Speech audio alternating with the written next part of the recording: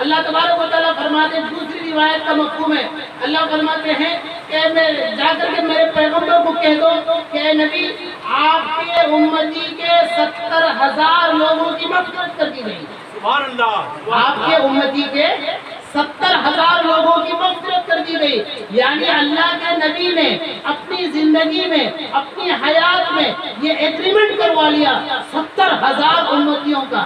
لیکن اللہ کے نبی کہتے ہیں کہ تھوڑا اور بڑھانے بولے کہ 70,000 کیا ہے، کہاں میری امتی لاکھوں سے بڑھ کر اور کہاں یہ 70,000۔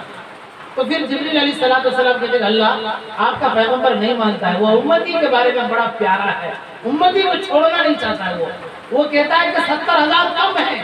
تو اللہ کے نبی، اللہ نے فرمایا کہ جاؤ میرے پیغمبر کو کہہ دو کہ 70,000 میں ہر کسی کو یہ ادھیکاری میں دیتا ہوں، ہر ایک آدمی پھر سے 70,000 لوگوں کی مغفرت کرے گا، میں اس میں سبحان اللہ، سبحان اللہ۔ کہاں ہوگا، کہاں 70,000، کہاں 70,000؟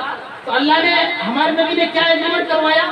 70,000 تو اللہ نے کیا نا، پھر ہمارے نبی نے مانگ کی، طلب کیا، کہا کہ نہیں اور بڑھاؤ، تو پھر کیا بڑھایا کہ 70,000 میں سے ہر ایک آدمی پھر 70,000 لوگوں کی بخشش کرے گا، اللہ اسے جنت دے گا۔ یہ اللہ کے نبی نے اس دنیا میں رہتے ہوئے یہ کام کیا، ایسے ہی نہیں گئے ہمارے نبی، قرآن پاک کی دولت دے کر کے گئے، حدیث نبوی کی دولت دے کر کے گئے ہیں، سیرت طیبہ دے کر کے گئے ہیں، صحابہ کرام کی مقدس جماعت دے کر کے گئے۔